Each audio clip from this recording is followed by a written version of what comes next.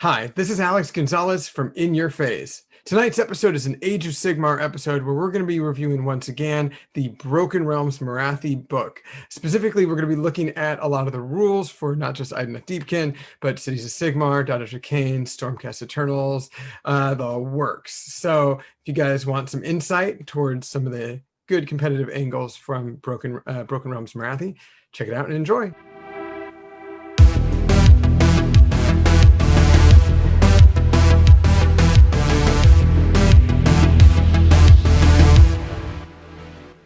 More. You should tell me a little bit more about why Tau suck. I don't need you to. You don't need to know. You've been playing against them. They suck. I haven't fought against Tau in a while. Did you play against Paul? They have no real answer to scoring objectives. Yeah, It's like the same problem they've always had every edition. It's how do you get on the board? So it's pretty funny with Tau. I asked in our team's Discord like a few days ago what was good from Imperial Armor for Tau, and I think the only person who responded was Paul, and he said the normal Codex units are better than the Forge World units, and no one else left feedback. So then I go, that's not true. I said the new Barracuda was good. Oh, okay. So you said the new Barracuda was good. Missed that, but I went online and then I saw that there was a Frontline Gaming article, and it was. And then I was like, oh, cool. This will give me all the ins and outs. And all it is like they talk about the Yahara, and then they just like the author, the unaligned author who will not be named, just went and just like complained about the Yahara for like 7 paragraphs. And I was like, oh. Nice. Okay, so this is not an Imperial Armor update on Tau. Yeah. It's a Tau player bitching about Tau. Yeah, I haven't seen the new Imperial Armor stuff myself. I heard they got rid of the Forge World Hammerheads. Is that true? That is correct. They did. did. That's like, I mean, I had a Wyvarna myself, which is, a shelf queen. It's more of an art project, but I liked it. Did you just call it a shelf queen? Yeah. I like that. The weird one for me with the Imperial Armor is, I mean, like, I don't know the rules. I'm just going off of Battle Scribe at least, which is a horrible way, but like Nob Bikers are in Imperial Armor. Nob Bikers are in the Orc Codex, but Battlescribe removed them from elites and put them in fast attack. And I'm like, what the fuck's going on? Like, the Codex says they're elites. Fuck you, Imperial Armor. They're elites, not fast attack. But also never believe Battlescribe. Battlescribe is just I know, exactly. That's it's what Illuminati trying to give you the wrong but information. I don't have the Imperial Armor book to like read if they're like, oh, this replaces your. I don't know if there's something in there. It's like I'd have to read it, but it's like it just makes me annoyed at Battlescribe. It's like, come on, like stop being dumb. Like, well, to be on the topic of Tau, nothing in the Forge World book helps Tau get on board and take objectives and win the game. Nothing. Yeah. I mean, I tried playing a flood of Fire Warriors a few weeks back. I went with 6 squads of Fire Warriors. They all died. Yeah, every single one of them. I mean, I was playing against Harlequins though, so I don't know if there's maybe if I was playing against regular Imperials, it'd be a different story. Maybe, probably. All this talk, this talk about Tau and fishiness, and then I see, the Deepkin in the background for Jeremy here. This kind of brings me back to the whole topic of Deepkin and Age of Sigmar. And of course, this is In Your Phase, everyone. We are going to be talking primarily about Age of Sigmar, but as usual, we start to mix a little bit of column A and a little bit of column B together in these episodes. We're going to be talking a lot about, things that have been happening, for Age of Sigmar and things that are going to be upcoming. So to get started in my phase, I have just a lot of hobby work. As usual, I keep on looking over here and I keep on saying that I'm working on something. Not sure what I'm going to do with 10 old Wraiths that I stripped. So part of me wants to turn 5 into Ophidian Destroyers. Part of me wants to just put them on 50 mil bases and say they're Wraiths and have an awkward conversation every single time I use them. And part of me just wants to do a little bit of both and also just maybe never use them again, but I really like them. I actually like them way more than normal Wraiths. So I don't know what I'm going to do, but I found my old Wraith conversions that look like Sentinels from the Matrix, and I stripped those and I'm adding to them and I'm going to throw them on 50 mils and just play with them because I'm not fully committed to really running a million wraiths or anything like that ever. So might as well just work with what I've got. Probably should start painting some things as well, and should be working on the Void Dragon this week. I'm going to be gone all next week, so I'm only going to have a little bit of time to work on things. So probably just do some base coats. In terms of gaming, I played a game of 40K with Jeremy. It was Imperial Fist versus Necrons, and there was no score recorded, but I did win. And then the very next day, played an AdMech player, so I think it finally clicked for me. Played an AdMech player with a Metalist, a good friend of ours, who, by turn 2, he said, "Oh man, Alex, your Scorpec Destroyers died. I think this game's over." And he was dead serious. And I went, okay. And then, by turn 3, he goes, "Oh man, I was expecting so many of your things to die and they didn't." And then by turn 4, he's like, "Oh, fuck this." And so, that's how that game went. But then, of course, on Sunday, Jeremy and I we did the live stream, and it was a good game with OBR versus Deepkin. You guys are gonna have to find out what the result was by, of course, watching the video. Who knows? Who knows what would have happened? Maybe there was a third player involved. Maybe they just jumped in. It became a 3-way game. So you're gonna have to find out. Anyways, is there any table surfing? I wish. I really don't think that table can support it yet. Well, yeah. I played Deepkin, so at some point we had some body sushi involved. Oh my god! Oh god, that just made me think. So oh god, with Deepkin, I know, right? Terrifying. Alex has an idea. So with Deepkin, do they smell really fishy? Could they never ambush someone because they'd just be like, "I smell a bunch of fish. We know you're here." Well, you never think of the smells of the armies you play. That is correct. You never do. You never do. Well, I wish they would send you boxes of miniatures with a sniff, little sniff pad. You're like, this is what your army smells like. I mean, like Nurgle, you wouldn't want that. No, because that's pretty horrifying in the fiction. Whenever they start to get into the smells of battle and the smells of this, and start invoking those images, that's where it really gets raunchy. I gotta agree. I know that you read enough Black Library, John, that I know that that there are definitely a few Horus Heresy books where they get into a little bit too much detail and smell, and you're just like, oh, this makes it worse, kind of. Yeah. That's of course in my phase. John, besides getting grossed out by smells from Black Library books, what's in your phase? That's about all that's been in my phase this week, to be honest with you. Those of you that tuned in last week, of course, saw that I got these cool menhirs going on. So I worked on those. So cool. And let's see, earlier this week, you saw me continuing to build the Silent King model. This week, in the past, just did basically building up the base, getting ready to put the lights into the next section. So that's pretty much what's been on my hobby bench. There's been a lot of behind the scenes prep for this, as with the Silent King, it's a little bit larger model.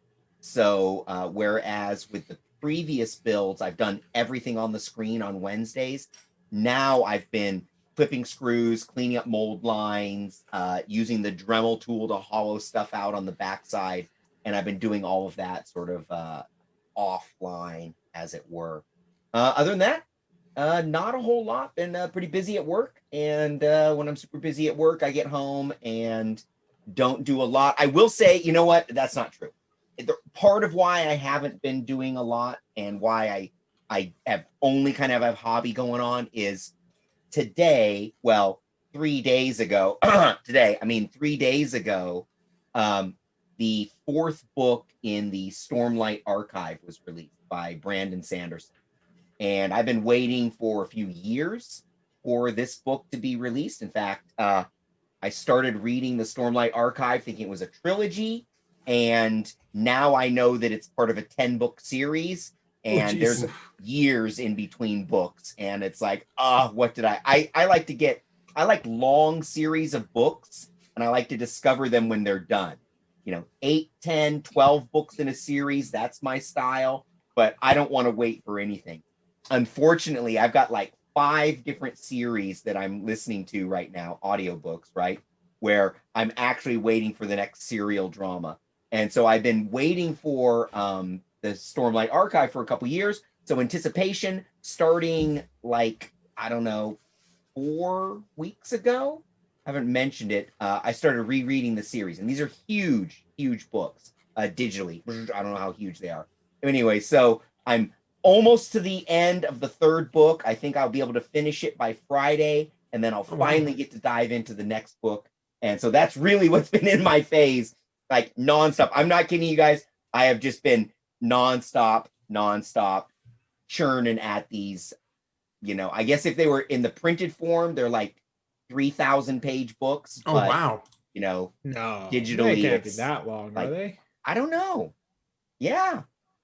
Let me, you know what? I'll see how many pages the book is. And at the end of Garrett's phase, I'll pipe back in with how many is. So that's what's been in my phase. Not a whole lot, a little bit of hobby, whole lot of reading. And yeah, that's it. Garrett, what has been your phase this week, my friend? Well, one thing I'll comment on is page count. I've actually learned is a horrible metric for looking at books, Okay. length of books, because as I've been playing around with the Wheel of Time books versus other things, you run into kerning, line spacing, and font size and page size. All are metrics that can increase or decrease page count. And so, I remember back in the day, the Knife of Dreams was about like 1,200 pages long, but when I bought it and read it now, it was like 800. So they like cut out 400 pages somehow in this because they reduced the font size, reduced the kerning, reduced the line spacing. So word count is actually a better metric for how long a book is. Interesting. You know what? That actually makes a lot of sense as you've been saying that. I'm thinking to myself, yeah, because there's books that I've read where I swear it's printed on toilet paper with little tiny sharp characters. And then I remember back in the day, I used to belong to the science fiction book club as a kid. And I swear, you get these big old giant tomes, but it'd be like this 16-point font in there with a 1-inch border and be like 2 sentences per page. And they're on cardstock paper. Yeah. But anyway, so for my phase, not a whole lot. I played Ben Viscara in our Corsair 40K League at TTS. It was my Order of the Bloody Rose Sisters versus his Tyranids. He got a rude awakening to some sister. It was just one of those games where you're reminded that sisters have just like a lot of small abilities that add up. Like, it's just kind of like, wait, they get that? Oh, and wait, they get that too? And it's like, wait, I thought this unit did this. I could hear that in his voice. Yeah, it was just a whole lot. He's like, wait, why are you at like strength 4 re-rolling to wound with +1 to wound? I'm like, well, I'm Bloody Rose. And he's like, oh, okay. Oh. He's like, why are you rend 4? Well, Bloody Rose. I thought your pistols were extra red. It's like, no, I'm also my melee weapons. And it's just like, wait, why are your hand flamers rend 1? Well, I'm Bloody Rose.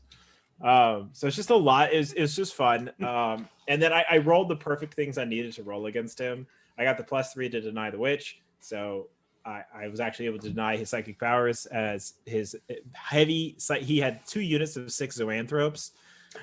So yeah, it was a heavy psychic army based. So it was an interesting game. I got to see my sisters playing against something that isn't Marines or Necrons, which is all I've ever played. So it's good to get a different perspective, I think. Mm-hmm. But other than that, this weekend I have another one of my TTS tournaments I'm running. I believe Jeremy has signed up for that. Alex unfortunately had to drop due to his family obligations. And I've been getting a lot of new players. People in the group have been spreading the word to different people, and so I've had to been answering a lot of questions because my tournament format is actually fairly unique. Apparently, I do 1 game a day. It's a very fun format that people like.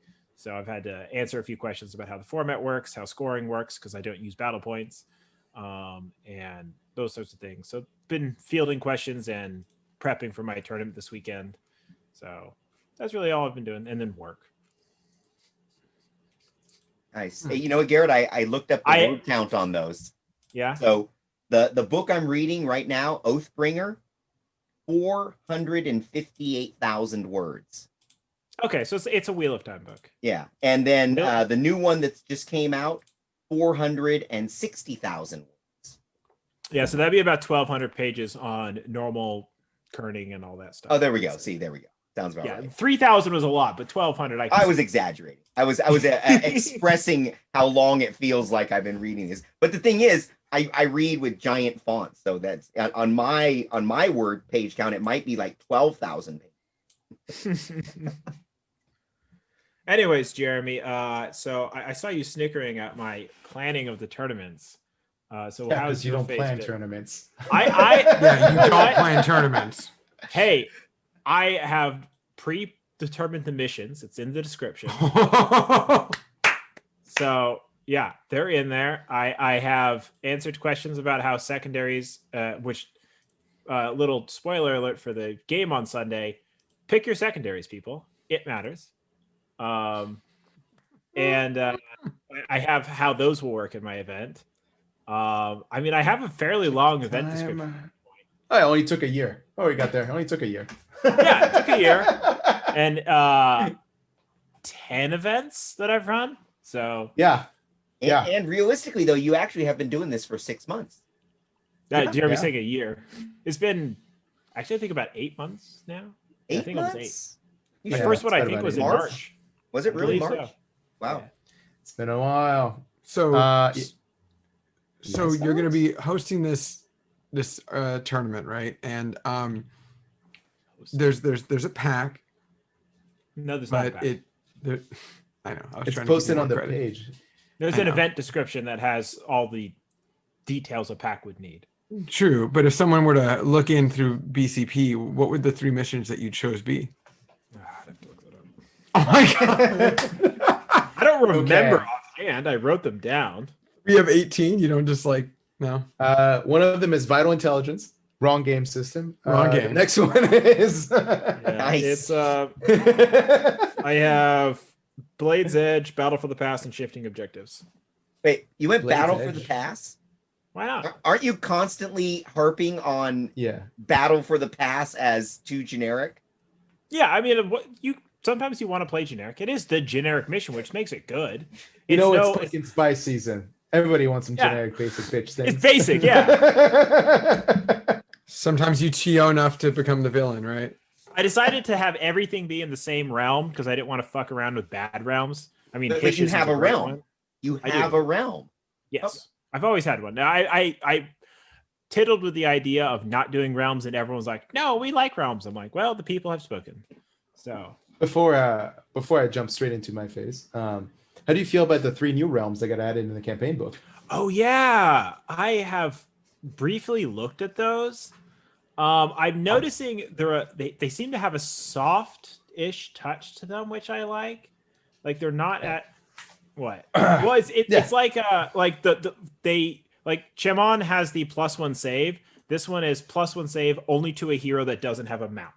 So it's like, it's slightly one of them, the spell is +1 save only the to spell. a hero. Yeah, The spell. Yeah. So it's like they seem to be trying not to just be as generic but overly powerful, like +1 save spell. That's ridiculously good.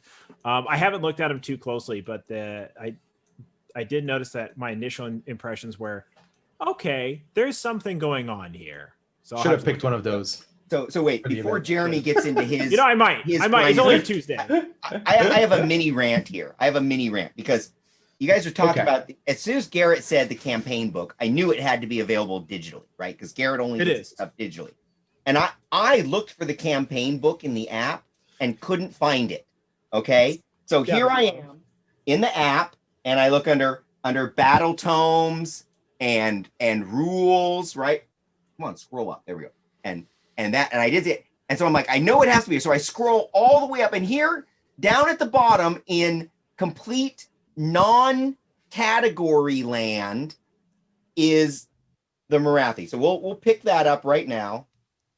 And we'll we'll touch ID and download that bad boy. So there's my mini rant. Like, what the hell, GW? What the hell? I'm glad and super happy that I can pick it up digitally. Oh, look how fast that downloads. Oh man, that is nice. Right? And there we go. Boom. I got all the fluff, all the rules ready to go. It's now in my library. Is that now where is it in the library? At the Oh, bottom. look, it's at the bottom in its own non-section. So there's my rant. I don't know. I think mixed mind on this. On the one hand, I appreciate that I can get the whole battle tome as a digital format with all the fluff and all the art, but that it's in rando area and wasn't able to find it when I looked for it over the weekend. Little sloppy, GW. So sloppy, GW. I will say one thing. It came out on Sunday, not Saturday, which is why you made it. What? Yeah. Came out on Sunday, so it was a day late. And well, no. To be fair, the executive producer of the app was having a little issue with the sound, and so he just had to work on it a little more. He was working, but he got it out. He got it out over the weekend, so it was okay. The other thing, I think the reason it's down at the bottom is they probably have like predefined category headers, and they just forgot to give this one, or it has a different one. Like the same thing happened with the Giants battle tome, but the Giants one is now in the right position, so they'll probably jump to the right positions next update. Okay, fair. Or at first I thought you were making a really big point about how they flubbed on their digital copies for 40K, and you got to it, but at first I was like, oh, he's gonna miss it. He did. He just touched all the subjects. He was just like, look, how much do I enjoy buying my book on this phone instead of that's a great point. But like, look how fast it's downloaded, huh? And this app is free. No, not to be like, if I was surmised, the reason it was launched on Sunday is because they're like on Saturday, they're like, oh shit, we forgot to launch it in the app. And that's why it's not categorized. Like, that's just why, because they're just like, push it, baby. Because the campaign book from the Archeon one took like months before it was added to the app. Yeah, like months. I thought it was going to be the same case. So on Saturday, when the book wasn't in the app, I was just like, screw it. I'm just going to buy it off warmandigital.com, which I did. So I have it in my iBook and not the app Azure. Not the same, yeah.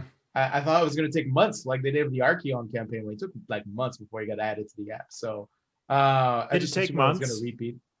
Yes, it took months. Wait, how long did it take? Months. Oh, okay. Wait. Months. So no, wait. You can still buy the Age of Sigmar battle tomes separately digitally, or buy them through the app. Yeah, that's correct. You have both choices with Age of Sigmar to get it digital in a format you can put on any device you want, or to utilize their app. And here's me lowering the volume because John's going to go scream. Anyway, my phase was exciting. I actually have nothing to complain about this week in terms of overall. Like, honestly, the Morathi book, which we're going to talk about, was like the big thing in my phase. I got to play Deepkin on this weekend, which for me was a huge cool thing because I haven't played them since AOS 2.0 or a little bit before 2.0 came out, and I've been complaining about how AOS has been like effectively in this shooting meta for like now for the entire year of 2020, and it's been absolutely god awful. It's like the worst of AOS I've ever played in my life. And now we have an army that basically just is resurging, and it's on it. Shits on shooting hard. Just shits on it really hard. It's probably one of the most like rock paper scissors matchup counter you could possibly think of. When you're like, I brought a shooting army. Cool, I brought Deepkin. Get ready to lose. And then it's kind of like, it's not to be like offensive or nothing, but it's a really hard game for a shooting army to beat Deepkin. Good, honestly, good. And then but the one thing they did that was like that Deepkin suck against is brawl armies, like melee brawl armies. And I was very happy with the changes they made in the book. It made Deepkin not necessarily good against melee brawl armies, but it made them have a better fighting chance that they used to not have. In fact, like now Deepkin feels a lot like playing, if you're 40K nerds, it's like playing old school Eldar. It's very finessey, very like a lot of things about timing, tempo plays, and also it's like playing the army feels like you're writing a symphony effectively. during in the game. It's the way most people described Eldar in like 5th and 6th edition and how to play them until the rise of Taldar for 40K fans. And from my perspective, my weekend's been also pretty cool. I've built some fencing, or got some fencing work done. I've got thanks to Alex, I got my gas fire pit situated where I want in my patio, so now I can drink scotch and rail against Games Workshop and the game outdoor, so my neighbors can hear me. Which is probably why one of my neighbors moved out recently. I think that's probably why. Rather 40K games?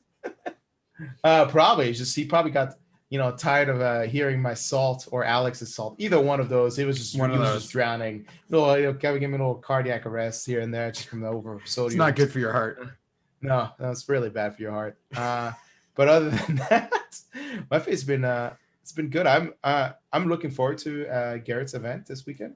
A lot. I don't know what I'm going to play, even though I'm supposed to submit my list today, I believe. Today I'm recording. Or Thursday. We're going to have so many Deepkin players, I think, on this weekend. It's going to be funny. It's going to be Deepkin and Deepkin on Deepkin.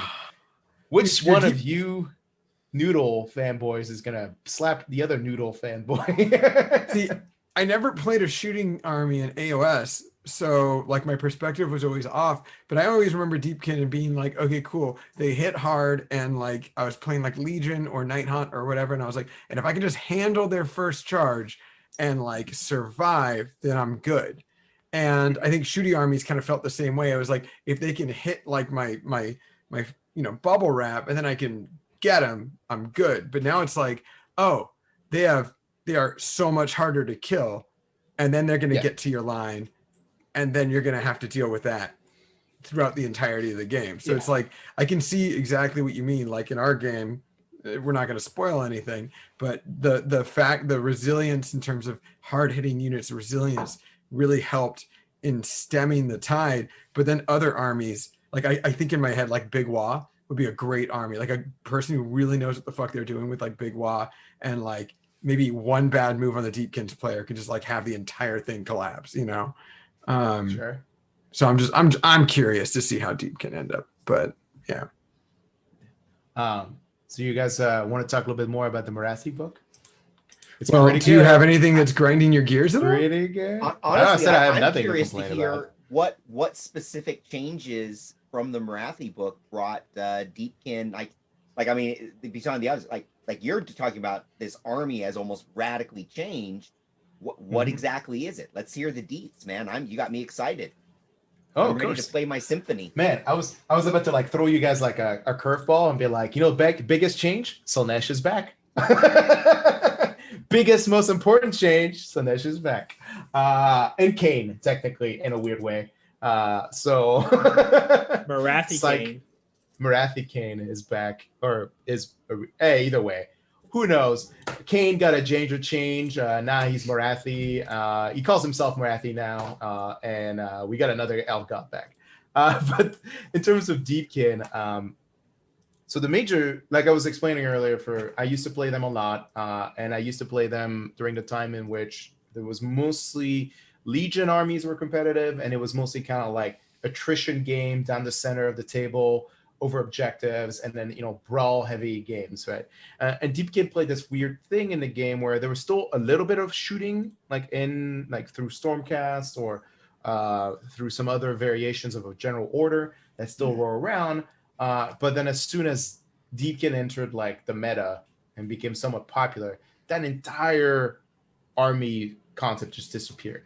Which is why in 2019 for AOS, there was almost zero shooting. There was a brief amount of cities that existed towards the later part of the meta, but and then the Mortek crawler spam, which was basically kind of like, well, we're gonna hope we're not play Deepkin, because if not, I don't know what the hell they do. Like they just, I guess, lose to Deepkin.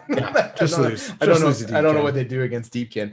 But because Deepkin kind of went away in favorability as soon as the shooting meta like basically disappeared. More and more melee durable armies came around, like some Fire Slayers, and then eventually like things like the new Slaanesh book came out, and like Deepkin is as a really big problem against Slanesh, mostly due to the fact that they get to make you strike last, and then so even on the turn where the Deepkin gets to basically active, there was that weird brief period of time where the rules were like, even though the Deepkin player gets to strike first on turn 3, because the Locust happened last, the Locust overwrites that rule, so they strike less anyway.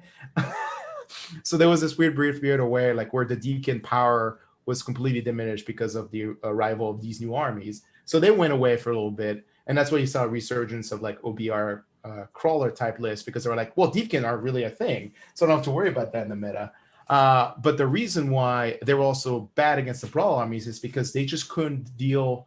They couldn't do they're not sticky. They're probably just as killy, if not more killy, than the melee Brawl Slanesh type list, but they're not as sticky. They don't have the high body count on objectives. They don't have the natural durability to basically stand up to some of these more Hearthguard Berserkers, Keepers of Secrets, all these units and so forth. So the big changes in the Morathi book, and that I'm actually giving birth to whatever the statement I was trying to get to, was the fact that the major changes were the turtle went from giving an aura of cover to an aura of just +1 save, which also works when they're charging, because cover, with the big problem with the cover rule is that if you charge, you lose it, because that's how cover worked in AOS. Right. But the +1 save change is fairly huge, because it makes things like the Morsars and the Ishlan Eels 3-up save, as long as they're in range of that. If the Ishlan Eels charge, they go up to a 2-up save, as long as they're still in range of the aura, because they get a 3-up save when they charge, and it's +1. And the nice, adding icing to the cake is, for people who don't know, Ishlan Eels are the ones that ignore all Rend modifiers, not modifiers, just Rend modifiers, meaning all benefits to their saves gives them a benefit to their save, and all Rend gets ignored. So if you played against Deepkin, on turn 1 they get cover, plus the turtle they get another +1 save. So those Ishlan Eels are looking at a 2-up ignoring Rend save. I can think of many armies in this game that have a real big problem, 2-up ignore Rend save units, and that's a Caradon Overlord. They just can't punch through that and shoot it at all. And they don't have the mortal wounds to defeat that, because it seems like Tzeentch would still be able to mortal wound the hell out of you with that, right? Not anymore. Tzeentch is mostly a shooting army now. They do shooting through pinks, and they do shooting through the flamers, and that's what they depend on. But when you're dealing with basically things with 2-up save, it's kind of, even at Rend 1, it's really hard. And the work, to insult to injury, to add insult to injury, the turtle also has a native 2-up save now. It doesn't get the benefit of its aura, but has a native 2-up save, which degrades after it takes half its wounds, which is kind of weird, because this is one of the first monsters in AOS where it degrades at half wounds, 40k. Yeah.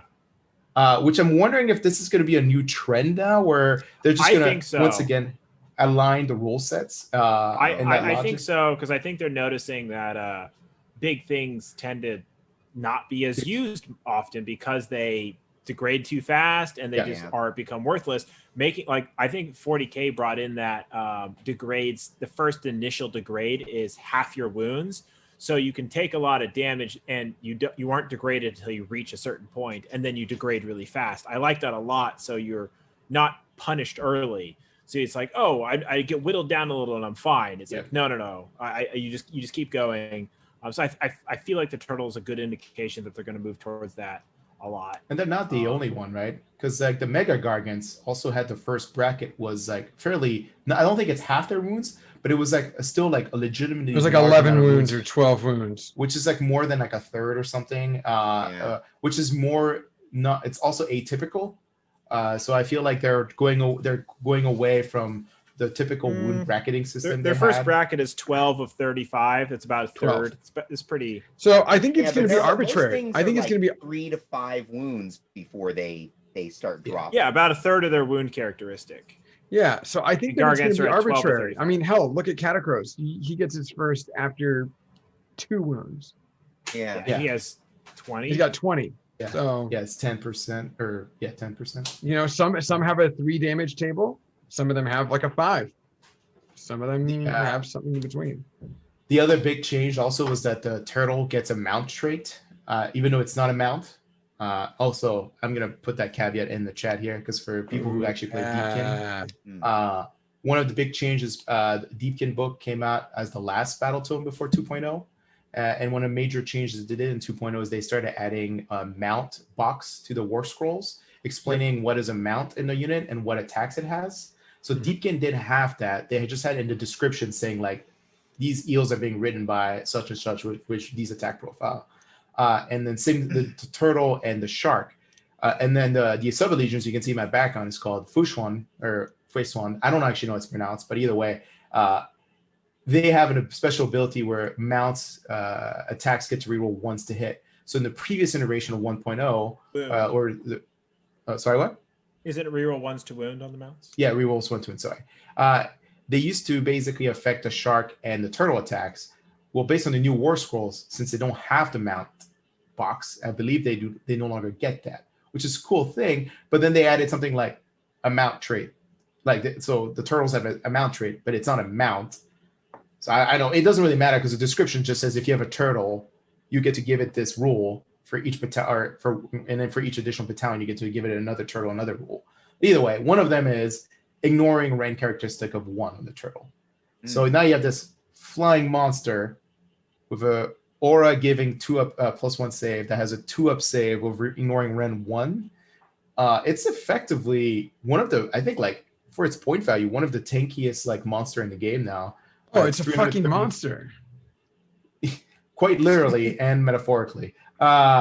It's got its damage profile and attack profile is pretty good. It shoots, it punches hard, it moves 10 inches, it flies, like it's just like it has all the, it does mortal wounds when it charges, and if you're a 1 wound model, it's D6 mortal wound. If you're not a 1 wound model, it's D3. And then it has a bite attack that if it rolls a 6 to hit, it does 3 mortal wounds instead of regular damage.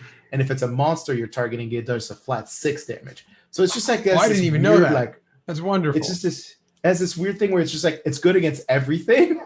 It's I wouldn't say it's like the best at everything, but it's good against every target. It's still only 16 wounds, so you don't want to just take. Only 16 wounds, because that's the average wound count for most monsters. And I mean, sounds solid. my point is that you don't want to take just an army of turtles because you'll have a low wound count army. No, absolutely not. You bring 2 at most too, right? That's my whole army: Ishuan eels and a turtle. Well, let me tell you what. I'm gonna have a little mini grind my gears session, and okay. A lot of armies nowadays, a lot of more modern armies, essentially it ended with Deepkin, I feel, but it may have ended with another army. But there's a lot of things in a lot of the more modern books where you can't double up on shit, right? You can't especially like command abilities, like you can't give the effect more than once. Oh yeah, right? yeah. And Deepkin, they have a command ability. They don't have a lot of command abilities, but the ones they have really have them show their age. Like you can see the crow's feet in the corners of the Deepkin's eyes, book-wise. Like they're an old book. They're an old one, and or they're getting old rather. They have a command ability on Vertonos, which is I believe it's a bubble of +1 attack. Is that correct, Jeremy? So for the audience, there's only one command ability in the book, and it's in the entire book. No, everyone gets a few automatically. No, there's just literally one command ability for. No, he's talking about the generic. Talking about the generic. Oh, I'm sorry, but there's only technically there's one from a battalion, but it's really that battalion's never taken because it's garbage. So it's just there's really only one. And it's either you take the version from Volturnus or you take the version on the regular king. And they're different because Volturnus is in range of 18 versus 12. And Volturnus, every time you use it, affects 3 units. And then the king only affects 1. And to answer Alex's question, it's yes, it gives a unit +1 attack to all of its melee profile until the next hero phase. Oh, also to use this command ability, either Volturnus or the king has to be your general. Yes. And he has to be alive by turn 3 because you can only use it on turn 3. In Correct. The 8 wound model. Yes. Yeah. So an 8 wound model that typically can't be targeted with ranged weapons very easily, but and is also very fast. With a 14-inch move, it essentially, as long as you're above 12 inches, for the most part, you should be able to. Deepkin is one of those armies like Jeremy mentioned. They can control the cadence of the game. They can control where they need to be, when they need to be, and very few armies. I think really, honestly, like two meta armies right now. The first two that come to mind are Seraphon, but specifically only Starbornless, and then KO are the only two armies that I can think could handle themselves in terms of, you know, board control, board presence, and like jumping to where they need to be when they need to.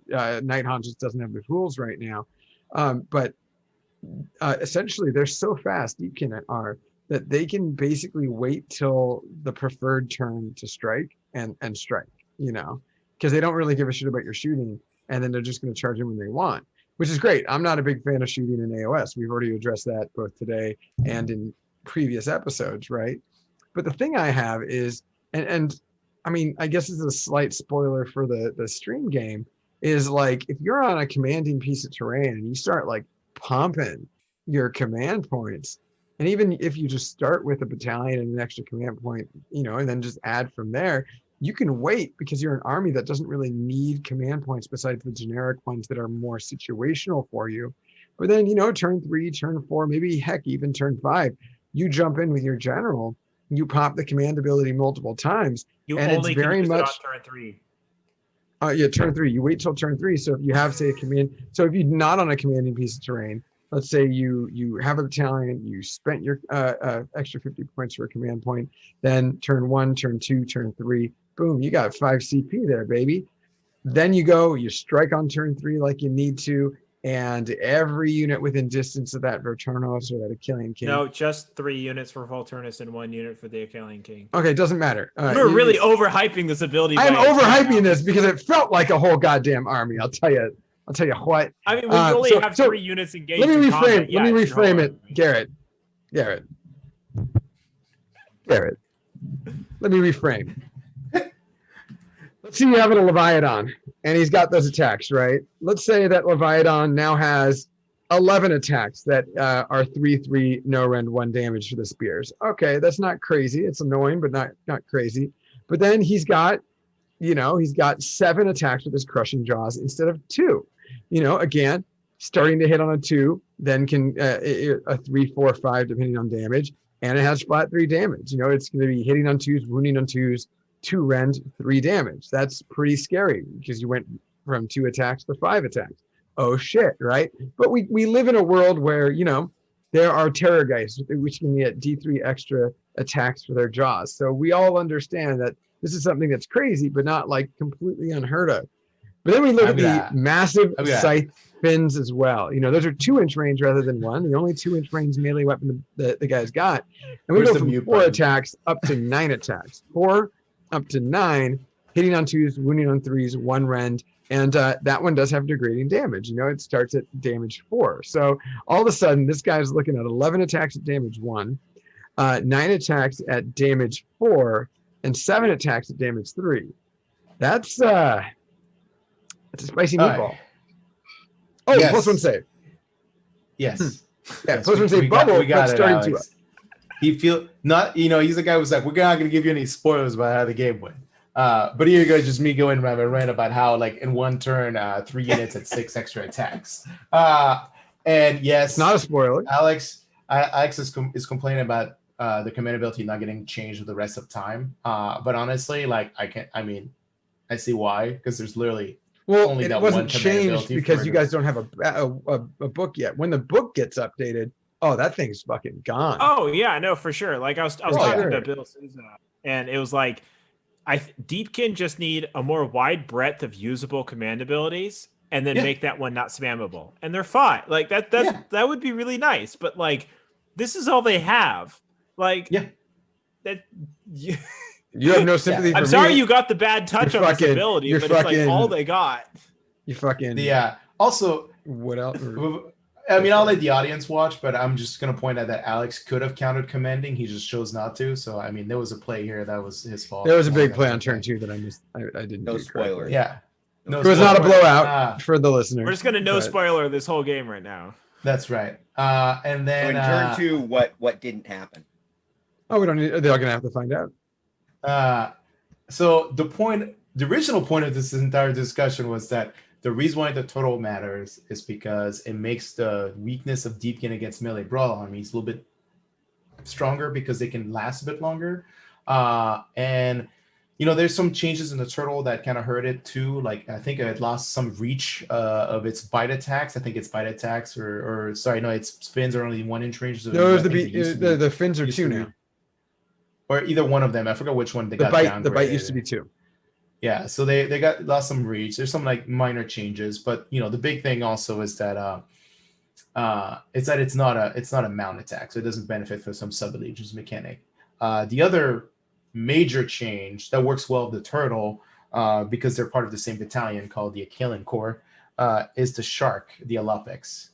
Now, the reason why the Alopex matters, to be honest, we talked about this 2 weeks ago, didn't we? We did talk about this 2 weeks ago. Okay, we did. Okay, good. Yeah. So against reiterate, stopping pile-in. Yeah. Stopping pile-in for your turn is huge. It prevents like things like curve card blocks being able to swing effectively against your units, meaning that you can just pick a corner, maximize your potential, and then not have to get punched 40 feeding frenzy ghouls. Yeah, I mean, there's a lot of things. Yeah. There's a lot of things that you just said that no pine is so abusive in so many ways. And I understand it's like it's abusive as in like you're cheating. It's just it could give your opponent a real feels badsy if they're like, oh yeah, I made that terrible positioning mistake, and then now I'm gonna pay the ramifications of it. I daisy chained my whole big unit to like spread out and capture objectives, and now I'm just gonna hit this corner and I'm like 2 guys instead of my 40. Great. Yeah. Not to take this entire game, not to talk about this entire episode based around Deepkin. I think it's, of course, there's the Stormcast, and then there's some, there's a new Daughters of Khaine sub faction here. But I actually really, really like the fact that they have rules, not just for the, we're not here to talk to you guys too much about super lore stuff. We can go over some basics. There's a guy I always recommend, 2+ Tough, when it comes to complete lore videos. But the city in this book was a city called Misthaven, and by the end of the book, it's then renamed Harkuran. And in fact, it's not even. Isn't it Envolgard? It's Envolgard that gets burned to turn into Harkuran. No. Yeah, there's literally in the fact. Fuck, you're right. You're right. Yeah, literally in the fact they're like, can I still play in Envolgard? Harkuran is the one where the big ritual happens, and then Envolgard gets renamed, or no. What's the difference? Misthaven gets attacked by Deepkin. Envolgard gets taken over by the Daughters of Khaine and becomes Harkonnen. That's right, because that's what it is. Morathi secedes from the Pantheon, or whatever the treaty she had with like Sigmar. She's exactly. Just like, I'm done with you guys. So I do enjoy that they're Harkuran's battle traits. They don't list it as a city of Sigmar. They list it as a city of Khaine. But but it still has, and so it's got very similar things to Cities of Sigmar here that I got a really big kick out of. The current army cannot have the Ways of the Free People battle trait from Battletome Cities of Sigmar. So it's kind of like a, to me, when I first read the rules, it gave me a Legion of Grief vibe super hard, where it's like almost identical to a battle, or to a obviously almost identical to a army with a battle tome, Legion of Nagash compared to Legion of Grief. But it's obviously based on City of Sigmar, but it's so totally counter to City of Sigmar that it's like only going to exist in this book, right? And so you can use Darkling Cover, Order Serpentis, Scourge Privateers, and Shadow Blades, for this. And those are the only units that can be included from the Cities of Sigmar book. And everything's got to be from Ashqui. Your army has to automatically be from Ashqui.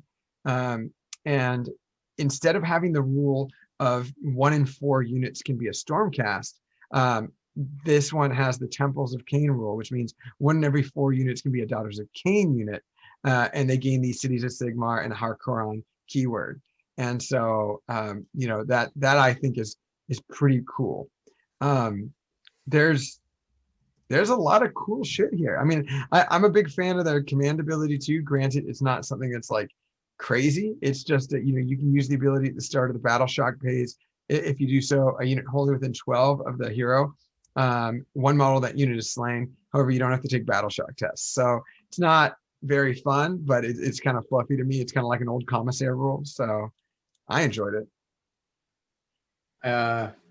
It has some cool mechanics. It's like it's trying too hard to be too similar to Daughters of Khaine. So it's hard to say, like, at this point you might as well just play Daughters of Khaine. Like the only nice feature it has is you can take Cities of Sigmar units, but like the prayer it gets is like it's a prayer that Daughters of Khaine get. So it's just kind of like, okay, what's my upside here? Well, at the same time, Daughters of Khaine.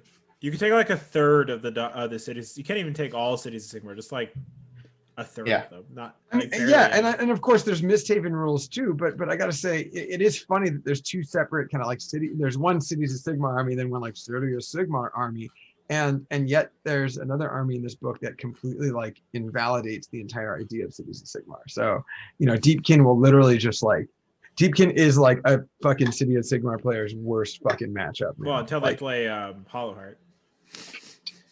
Yeah, until they play Hollowheart. Yeah, Hollowheart messed. Because of a million endless spells. There you go. Yeah. You got three endless spells. 3 endless spells and all the mortal wounds that come with it. Then you also forgot there's also the Stormcast faction in there. There's a specific Stormcast sub-faction, and there's a Chaos sub-faction in there as well. Again, the Chaos sub-faction is actually dope. It's pretty good. It's pretty good. It did everything that I wanted them to do to fix Cultist, which is great. What they fix? They made them battle line, and they make them like Marauders, where they basically every the lowest roll onto 2 dice on your charge is automatically a 6. So their minimum charge distance is 7. That's always good. And so for some of them, those like, I mean, I try to run a list using the new sub-allegiance, but I play against Deepkin, and preventing me from piling in made that a really short-lived experience. But it was cool. Like I can see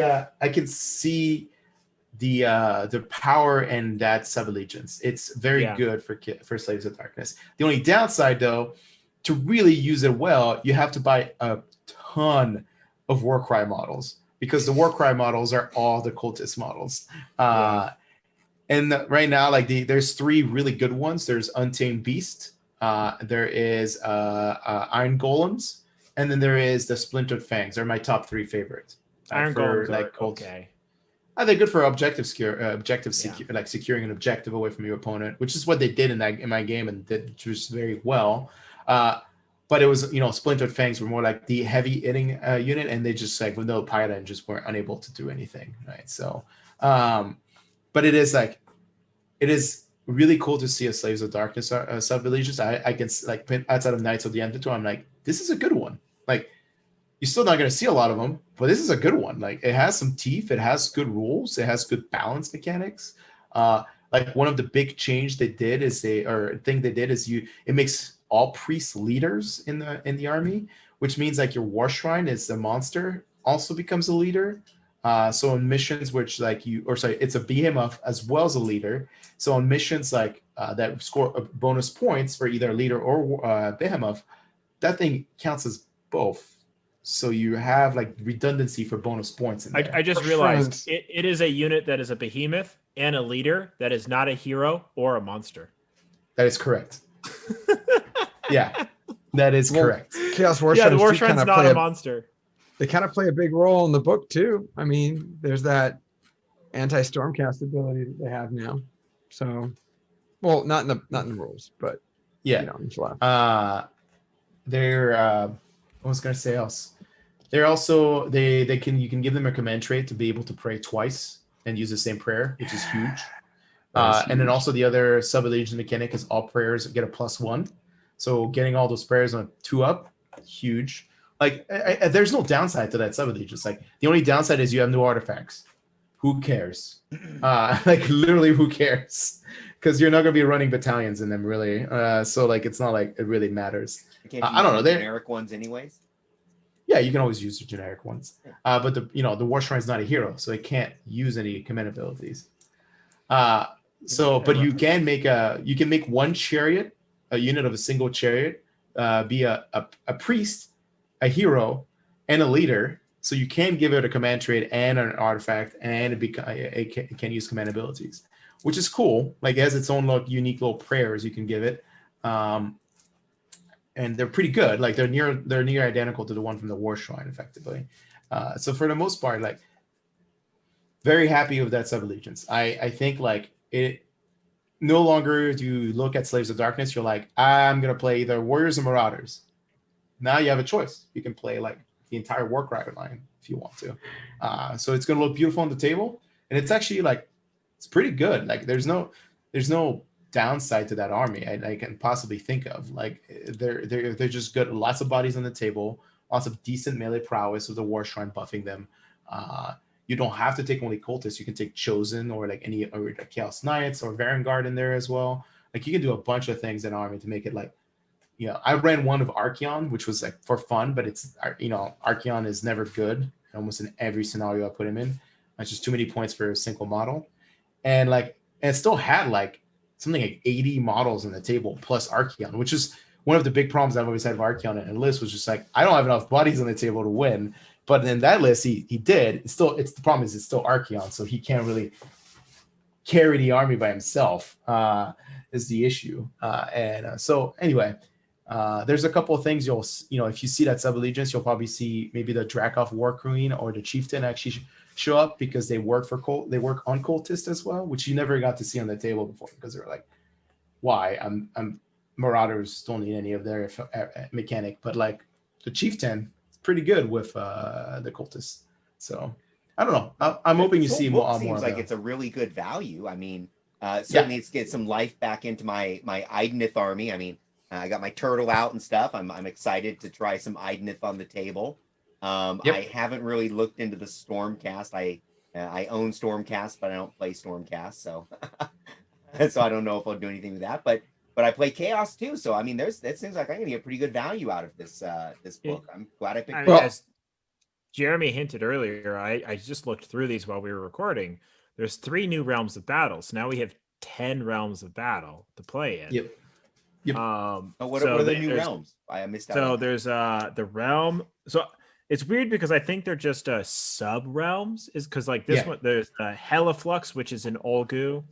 There's the Charred Coast, which is in Akshi, and then there's I guess this is actually a whole new realm. There's the Varanthax Maw, which is at the 8 points. Yes. So these are some fascinating rules. Like I'm glad Jeremy pointed me to these. So their spells are interesting. So I'm fine with their spells. Like in Heliflux, it has a spell which is basically a Bridge of Shadows, but only the caster. So it's like a what's that realm? The old realm of Life One, the Wellspring Jump or whatever. Mirror Pool. Oh, Mirror Pool. But it's like this Skitter Leap. Yeah, it's a Skitter Leap, but it targets the caster itself. But it goes off on an 8, so it's not a easy spell to cast. So it's a really powerful spell where any caster can just teleport anywhere, but it requires an 8 to go off. So Skaven, actually, this would be pretty great with Skaven who have so many bonuses to casting. Like Lumineth. You can Skitter Leap bells now, or you can teleport bells now. But so if you remember in match play rules, every realm only has one realmscape feature, which in all the generic realms just sets every terrain feature to have a specific scenery dice in addition to anything else it has. They have one realm command ability, which is something that'll give a buff, one realm relic, and one realm spell. So this one's realm spell is the teleport the caster. It's a realmscape feature. This one, I love this one. For each terrain feature that has a scenery rule that would be picked or determined before the battle, do not do so before the battle. Instead, the first time a unit is set up or finishes a move within 1 inch of that terrain feature, randomly determine it. Nice. Oh, great. You don't know what it is till you get there. I like it. Exactly. I actually kind of like that one. It's like, so all these so this picking sides is now just terrain. Like, fuck, I don't know if there's going to be commanding until I get there. That amuses me. And its command ability is pick a unit that is wholly within 12 of a hero and wholly within 3 inches of a terrain feature. They get +1 to hit in either the shooting phase or the fight phase. So you can give a unit +1 to hit while they're near terrain. Interesting. And then the artifact is silly, but whatever.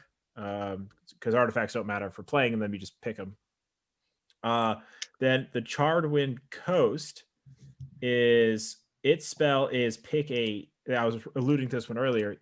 Pick a hero that doesn't have a mount and make a +1 save. So it only can target heroes that are walking heroes, essentially. And then it's Realmscape. Does the wave count as a mount? No, it's not. No, the Eidolon, that's a cape. That is not a mount. He's just got a giant cape. Its Realmscape feature is interesting because this is the first Realmscape feature that actually doesn't affect terrain. Basically, each player at the start of their enemy's shooting phase, you get to roll a D3 and pick that many units, and those units have -1 to hit against them in the shooting phase. So you get a -1 to hit against opposing shooting on certain units. And then its command ability is you can spend a command point to make one of your units ignore that -1 to hit that you just got. So, so wait, so you can give your unit -1, and then the opponent can use a command ability to ignore that. Yes. Okay. And then the 8 points realm, its spell goes off on an 8. Again, a hard spell to cast, but you pick an enemy hero within 12 inches of the caster. Subtract 1 from hit rolls for that made by that hero for the rest of the battle. Pretty fun. So you just give a hero a permanent -1 to hit. Hard to go off. Again, Skaven. Who can cast crazy. What's funny is actually as a Skaven player, a lot of the Skaven spells are already cast on an 8, and that is just so frustrating. And then its Realmscape feature is again a weird one. It doesn't affect terrain. It goes once per battle. Oh, this one is actually crazy weird. Once per battle in your hero phase, you can pick a friendly hero that does not have an artifact of power, that is not a named character, and is within 1 inch of an objective marker on it or terrain feature wholly within enemy territory. If you do so, roll a dice. On a 2+, you can give that hero an artifact of power. The artifact of power must be one that could be given to them from the army chosen. So you can just get a free artifact of power once per game, as long as you're in enemy territory. Yeah. Yeah. I mean, as long as you got Solo Magolo over there grabbing objectives in the enemy territory, like dude that pulls that off deserves to get that, right? Yeah. Oh, unless it was my guy popping up out of a gnaw hole. Oh, what? Yeah, if you're not, it says any terrain feature. So if your gnaw hole was in enemy territory, you're just next to the gnaw hole and you go, bam. Wow, I just put 2 and 2. Whoa. So that's amazing. The realm command ability is you can use this command ability at the start of the combat phase. If you do pick one friendly unit wholly within 12 inches of a friendly hero, until the end of that phase, they get +1 to hit, but then they subtract 1 from all save rolls. So those are the Here three you go, realms. Plague Monks. Enjoy your +1 to hit. Well, Plague Monks are the best unit in the game. Yeah. No, they didn't. So they didn't those are the new realms. Not taking the bait. Yeah, taking the bait. So people who play with realms, which I think everybody does these days, Almost forgot. Yeah, have some new interesting realms that aren't just the generic. The whole board is volcanic. The whole board is mystical. The whole room is lava. Yeah. So I might actually switch. I'm going to probably still use the same terrain feature for all 3 rounds, but I might switch it to one of the new ones. So I was going to say, if you switch it to, I was like, if you switch to any of the new ones, you're going to get a bunch of people messaging you on Discord or texting you, asking you all whenever that round is throughout that entire day. Hey, Garrett, what are the rules for that? I don't have that book. I don't have that book. Yeah, exactly. You might as well just pin it. Yeah, I doubt that given the people who are playing at my event. Oh, never doubt. Never doubt. Never overestimate. But don't worry, they'll give you shit anyway. Even if they will. Absolutely. I got to say, I'm looking at Misthaven too, and I mentioned them a little earlier because, they're a Cities of Sigmar army, but one of my favorite features of Misthaven or Misthaven, I think, the A with a little circle on the top of it. I'm not very familiar with that, but I'm going to assume it's Misthaven or maybe it is an A. It's an A with an actual circle over it? an actual circle over it, like It's yeah. like an intern at a little fun with Wiggins or something. Yeah, it's like a hollow umlaut, but just one, and it's directly on the top of the A. It's a Stargate. It looks like a Stargate. You literally say the word. Is it the Stargate Towery when you see symbol? that. I'm sorry, what was that, John? I said you literally say the word Stargate when you see that. That's how you pronounce it. 8. you Yeah, just- so it's Misthaven. Yeah. Okay, perfect. Stargate Haven. So Miss Stargate Haven. they have 3 artifacts of power, and they have 3 spells, and their essential ability is they, different types of like dark elf keyword sub factions and Durridin can outflank. Essentially they can ambush, they can be set up in ambush, and their command ability is if at the end of a movement phase, if a hero is within distance of one of the units that ambushed, they get to move d6 inches, in addition to the fact that they showed up on the board. But my favorite thing is that they are like it's like a scum and villainy style City of Sigmar, and they have a narcotics table that you can take, and your character, one of your heroes, can have a narcotic, and it's for Misthaven heroes only. And there's actually like 6 of them to choose from, and I get a kick out of the fact that like they could have put a lot more humor into it. Of course, I understand why not, but there's a one that's like float, and it's like the person actually does float. I really wish it was like they're just so fast that they're feeling like they're floating, but like everyone just sees them act like a madman. No, but in this case, they actually fly, but you can't do it if you have a mount, which is unfortunate. But I just love the fact that they have drugs, and all of them are not like permanent in-game drugs. Like they last until the start of the next phase, or they only last for that phase or something like that. So pretty fun. I Yeah. mean, if I was Very gonna talk interesting, about you guys. very competitive point, I'm like, that sub allegiance is like not even worth looking at. No. But I just got a kick out of that. So we're gonna. I'm just edit. giving. We're a If you can competitive ambush- podcast. I will say that the A with the circle over it is the symbol for angstroms. I don't know what that Angstrom? is. Angstrom. Wow. It's the Towery symbol.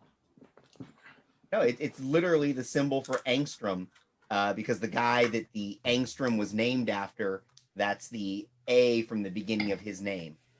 Scandinavian A sound. Okay. I'm still not following. I'm sorry. You know what an I just- angstrom is?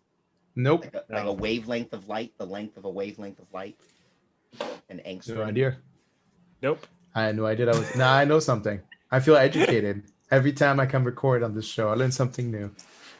Are you serious? So yeah. So like if you want to measure how flat, like a super flat surface is, you have something called an optical flat, which is a piece of glass that you put on top of there, and you shine a monochromatic light, and the way the light bounces between the flat surface and the glass, it makes these bands, and each band that you can count across the surface tells you how many angstroms out of flat that surface is.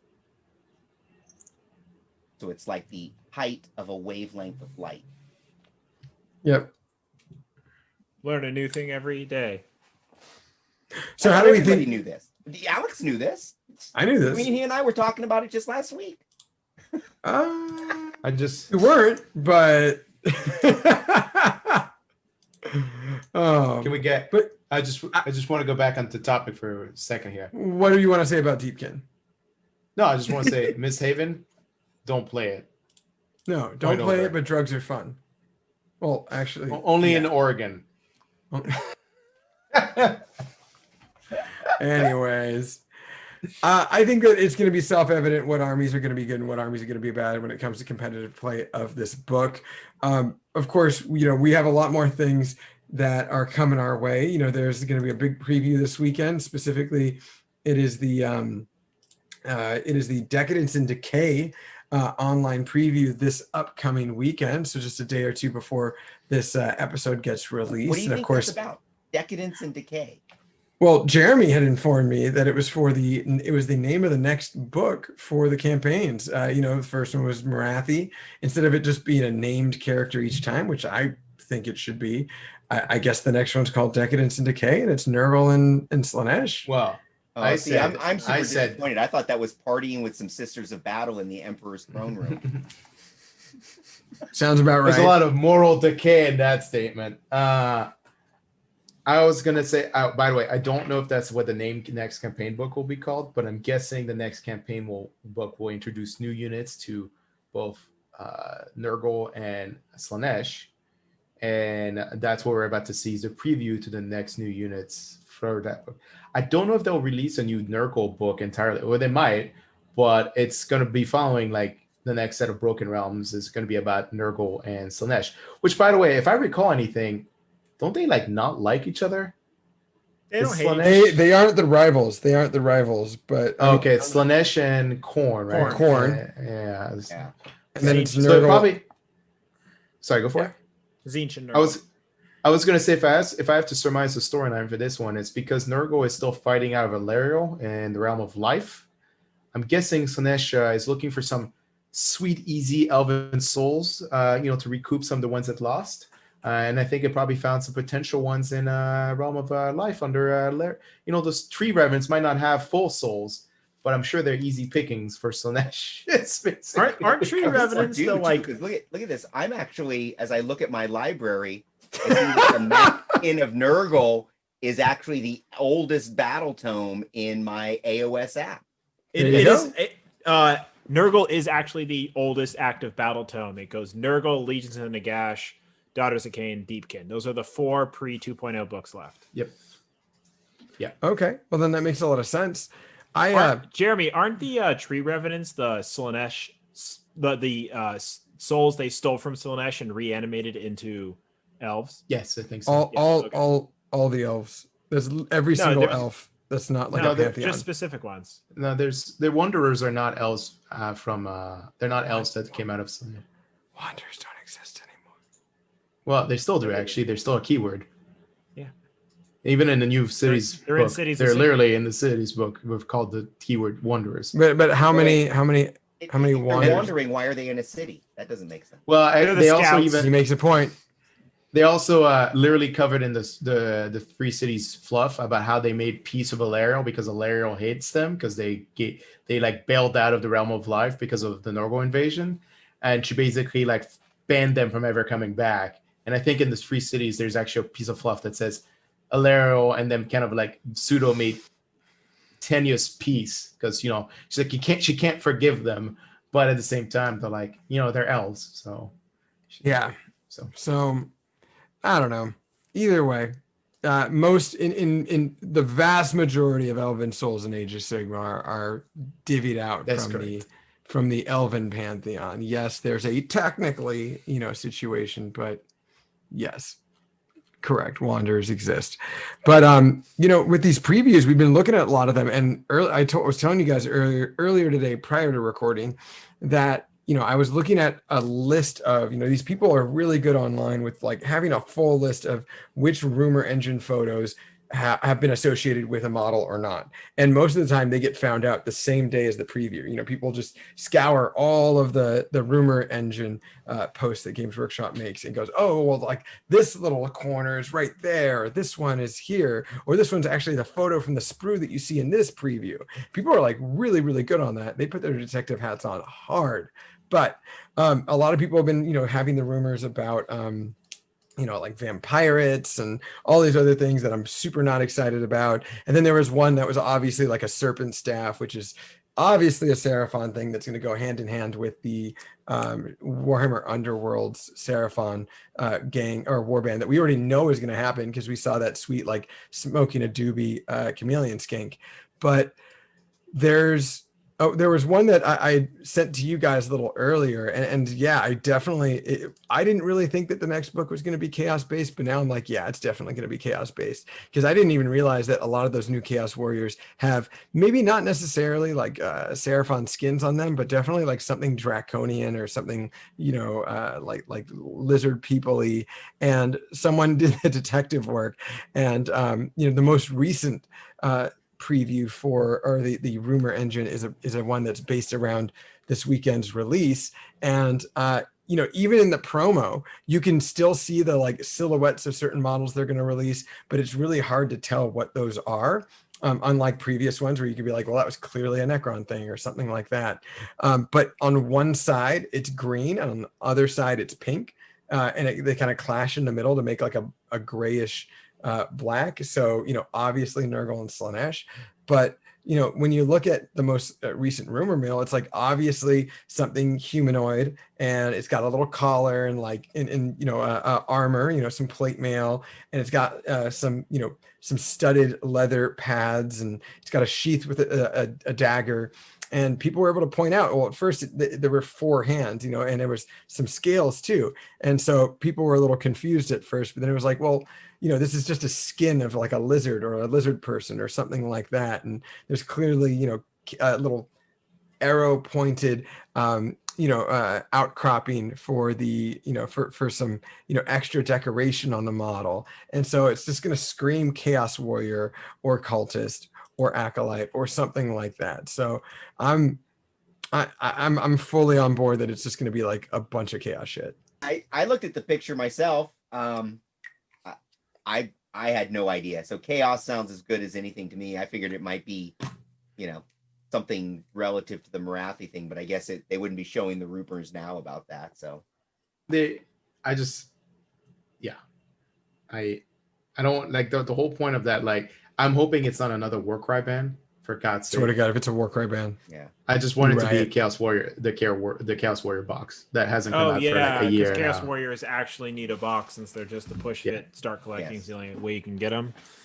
Yeah. I'm excited for Slanesh Mortals because my brother played Slanesh back in 1.0, and now we're approaching 3.0.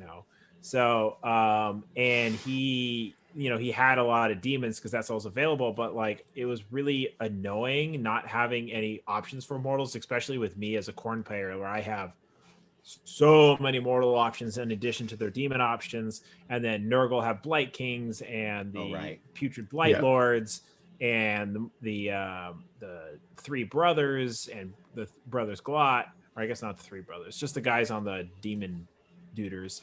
They had a lot of mortal options. And then Tzeentch, I mean, they came out, unfortunately, with Zangors, which actually used to have the mortal keyword, no longer do, but they had Zangors, and then they had the Carrick Acolytes. So, like, everyone but Slanesh had a lot of love outside of their demons. And then Slanesh was like, well, you're playing Demonettes. Yep, you're playing Demonettes. And then we were really excited. Mounted dudes. Yeah, it was like, not Hellstriders were the only mortal option, the Seekers. Yeah. But it's like, Slanesh got this big new release last year, and it was like, oh, Slanesh is going to get new models, and they're all demon models. Great. It's because all the mortal Slaneshis are all flayed and strung out. They can't go to. Yeah, exactly. They're turned into harps and shit. But the new Daughters of Khaine versus Slanesh box comes with a new Slanesh hero that his command ability only targets mortals. And so seeing as right now the only mortal unit is Hellstriders, it probably, unless GW just continues to make useless rules, they're probably going to actually have more mortal units. Well, is he himself a mortal? Keyword to generic yes, he's a mortal. Chaos mortals, right? Like there you go. Warriors and all that stuff, right? Well, it's just Hedonite mortals is his command ability. Only Hedonite mortals. Oh, okay. So it's literally Hellstriders and himself. No, you could take Marauders. Marauders are not Hedonites. Yeah, they gain the Hedonite keyword if they're given the Marcus Slanesh. Do they? Wait. Yeah. I think in the Slanesh. Yeah, because I played against. I don't have the Hedonite book on me. Who's got the Hedonite book? I'm looking at least 2 of you guys have it. I have it, but I played it. The point of it just made me realize, like, if they do bring like an actual Slanesh modal unit, which from a sculpt perspective, not a rules perspective, I've always like, oh, that's so cool because I thought like what's his name, Sigvald the Magnificent from the old world was one of the coolest like Chaos model because it's just like it just was like, oh yeah, that's Slaneshi. Like you can recognize that Slaneshi, and it doesn't have massive boobs or 6 boobs, which was like, what it looks like, you're like in Old Warhammer, you're like, if it's a Slaneshi demons, it's got 6 boobs. All right, cool. But at this time, they're like, they nailed the Slaneshi look without actually having boobs involved in it. So I was just like, I'm hoping they keep that up because even the new mortal is like kind of like Slaneshi looking, and it doesn't have like an over. I disagree. They, I disagree. they also It should they have don't, they more don't boobs. gang- they don't gang the Hedonite keyword, by the way. The Okay, only so they won't get Hedonites it. is Hellstriders and that hero. Yeah, so they're got to be hiding infantry. Like it'd be cool if they added like heavy infantry, like chosen, like Oh yeah, chosen that's what I'm style looking for. Slanesh. Yeah, that would be pretty sweet. That would be pretty tight. I like that a lot. Yeah, that Forge World guy that used to be real popular with the teleport spell, he was Slanesh, right? No, he was undivided. He was undivided because he had a tentacly arm. I always thought he was He Slanesh. actually worked for Nurgle, the Tukamata's Yeah, the horde. He was yeah. he was a like outside wandering seer who came and like worked for Tukamata's horde and like led them to their victory back in Old World. Interesting. So, but he was undivided. He was not Slanesh. Since we're talking about some of this new release stuff, I don't know if you guys noticed, but did you see that part of the Broken Realms, they released some free fiction as well, a little orc short story. Did you read that? It's kind of cool. Yeah. Okay, spoiler alert. If this is a spoiler for you, go take 2 minutes to read the story. But who do you think is coming? Is it Gork? Is it Mork? No, it's Gorka Morka. Yeah, Gork and Mork doesn't exist. They merged and became Gorka Morka. All of Age of Sigmar, they're one two-headed god. So Yeah. you think Well, Gorka they're Morka is coming? multi-facet god because they're also he's also the Bad Moon, and he's also the spider god. He's the Maw. Maw, yeah. Yeah, Well, he's a it's multi-faceted not these god. non-orc races' fault, or it's not their fault that they're misinterpreting what Gorka Morka is. I don't know. We'll see. The orcs know. He's a very inclusive. He's a very inclusive god. He doesn't care if you worship him as a moon. He doesn't care if you worship. He's just really cool with how he's Gorka Morka. He's chill. Like I'm sure if like some humans came in and like we want to worship you as this, he's like, yeah, go for it. Just go bash shit. I don't care. Exactly. He's not. He doesn't judge. It's like happy corn. Yeah. He's just like, just go bash shit. Just go break shit. I'm good, man. break shit and fuck on the floor. I can't wait. Like it's Gorka Morka has the coolest like fluff in AOS. In that if you ever want to see the best Gorka Morka piece of fluff from Games Workshop, go watch the release trailer of Gloomspite Gits, where it's like when they're coming out of Dankhold and it's got the bad moon in the sky, and all of a sudden you hear the voice of Gorka Morka at the end. It's just like he's just got the coolest like little like thing because he's just like he's the most honest of all the gods. His entire like structure is like, just let me destroy things. Like I don't have to be conniving. I don't have to be like I don't have any schemes. My schemes are destroying things. Break shit. Yeah. break shit. Well, that's great. that's completely against it, isn't it? Wasn't it brutal and cunning, or cunning and brutal? I thought cunning was always part of Gorka Morka. Well, it's cunning of a K, which is actually just an orc synonym for destroying shit. And it wasn't cunning, it was cunning. Cunning, but brutal or brutal. But also, cunning doesn't mean like scheming and like lying. It means like I'm gonna break shit by stabbing you in the back. Yes.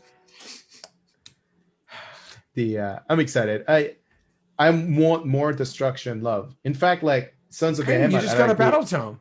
Yeah, what are you talking about? You got the biggest battle tome ever. We are also the battles. I think like is it like now like it used to be ahead of Def in terms of number of factions, but now it's like less than Def in terms of number of faction. Yeah, so like that Grand Allegiance has been like totally forgotten by Games Workshop. No, I think they're still ahead of Death. Death doesn't have many. Hold on, Nighthaunt, Legion of the Flesh Eater Gash, Court, Legion of the Gash, Nighthaunt, Osark Bone Reapers, and then Gloomspite Gits, Mawtrab's War Clan Sons of Behemoth. So they're tied. They're literally Well, tied. actually, No, They're no, tied. they're not tied. Technically. Legion of Grief. I know, Soul but- Blight. We're not talking about good factions. We're just talking about faction allegiance abilities. We got Soul Blight. We got Legion of Grief. In addition to, I don't think Destruction has any that are from a book. yeah. War Clans technically is 3 allegiances. Yeah, because it's Bone Splitters in there. Legions of the Nagash technically is 4 allegiances. Quite a few. And so yeah, I mean, from my perspective, it's just like until Sons of Behemoth, like they're kind of like this kind of like half organ.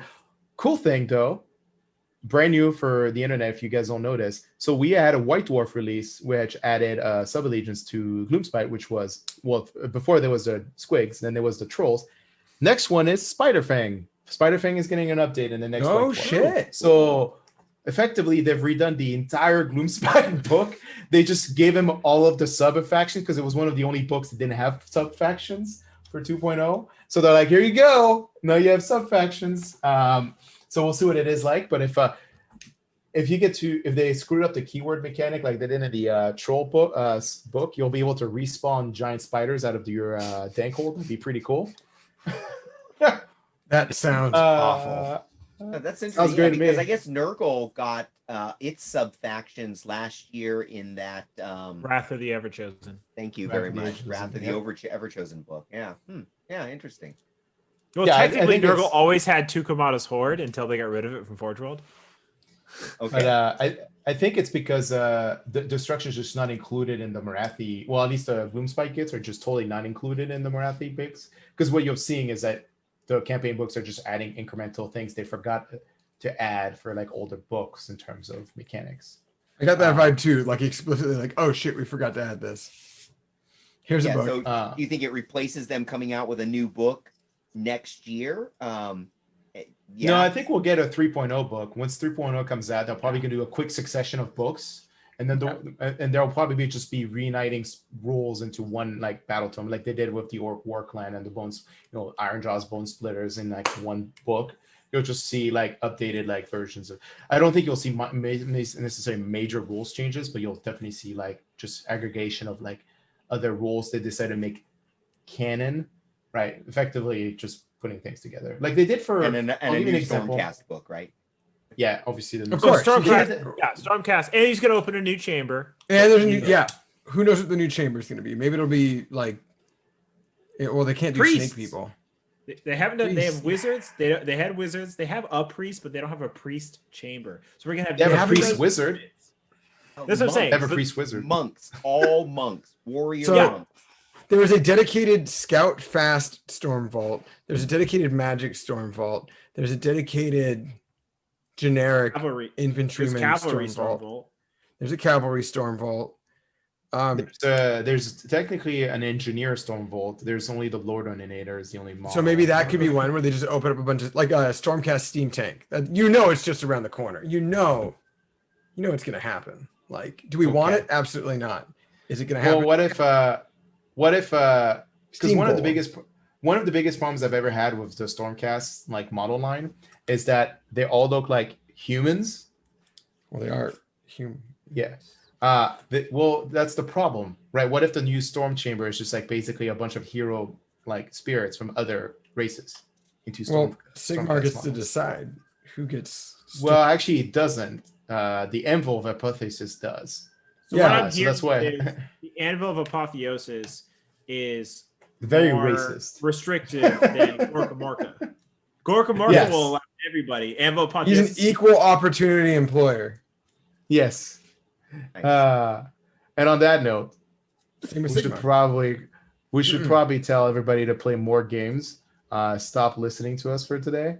Not because we no. don't have good things, but because mostly we're gonna be rambling on. Like I'm like because of Garrett, I'm just like, oh my god, all the Slanesh possible mortals in my head they could be, and I'm like super excited for Oh, now you have, Saturday's preview, like because we're gonna see them on Saturday. Like that's what's gonna get like announced is all of the new like Slanesh mortal units. Oh man, that's so. I'm actually gonna have to tune to that at 6 a.m. in the morning. Yeah, me too. But do we have anything that's going on this week? John, what's going on tomorrow? Maybe a day before this is, pardon me, released. I don't know. No idea. You have nothing? You have nothing going on? You have nothing you're gonna Oh, do? no, nothing you're I gonna mean, work on? obviously I got my Wednesday hobby night going on. Okay. Every Wednesday, continuing with the Silent King build. That's pretty much what I got going on. We'll see what happens this week. Like I said, this week mostly going to get the base built and get kind of the structure in there. At this point, I think there's about 3 more weeks in the build, and then beyond that, maybe we'll get into like the Void Dragon or something. I don't know. I haven't decided. I'm still anxious to see what the heck I can do with the cool glowy sphere. So I saw you. What was that? The Tesseract Vault that you were showing a picture of? That's what this would definitely go cool in. And then we 100% fit. I guarantee you would fit. I don't know about the monolith, but I know for sure that. Nice. Yeah. Nice. How about you, Garrett? Jeremy, when's the stat show? When's the next stat show? Next stat show is from this recording release. It'll be the next Thursday at 4 p.m. Pacific, 7 p.m. Eastern. We will be covering book mission secondaries. Faction secondaries. Thank you. Like a mental blockage there. I'm interested to hear about that. So yeah, because I play both the factions that have the new faction secondaries. Shouldn't there be several? Does Death Watch and Space Wolves, do they not have? They do have them. They do have secondaries? Okay. Oh, that's right. Those are chapter approved. Stupid Space Wolves. Don't remind me. Doesn't Blood Angels come out this weekend? Yes. Yeah. I think I'm going to get some data points in there. Absolutely not. You know what? It's hard for me to keep track of what's out because, if only there was an app that I could pick up my codexes in and, have like and access to all the rules and stuff. And I'm going to have to stay on top of it. I'm going to have to cut a video and it's going to be 5 minutes long of just like John doing this. Like, 5 minutes, 5 minutes an episode. I hope to God if they ever go back and change their entire model, they're like, thanks to John, we've decided that. I do want to say, so I got the tournament going this weekend, as I mentioned. You can find the event on BCP if you want to sign up, although probably by the time you're listening to this, it might have started. But on the event link, you will find a link to my Discord server if you just want to pop in and watch games, because a lot of people will be streaming their games in Discord. So feel free to jump in and just hang out and watch people play the games. And then now that you're in the server, you can catch the next announcement for the next game and hopefully join in. Yeah, absolutely. Garrett's events are fun. I wish I could go, but you're going to have a good turnout either way. I think I saw at least 12 people on it, right? I think with you going out, it's 11, maybe 12. Yeah, I think it might be less than that just because of that. But, for everyone, if you guys like this episode, if you guys want to join in on the community, we, of course, do have a Discord for Patreon members. But, we do, of course, have Garrett's Discord as well, specifically for his events. If you guys like this episode, subscribe, rate it, leave us a review. We are on Apple Podcasts, Spotify, Google Podcasts, because that's a thing now, Facebook, Podbean, etc. We are on FLG's Roll every other week. And this is going to be Alex, John, Jeremy, and Garrett signing off for the evening. Have a good night. Hi, folks.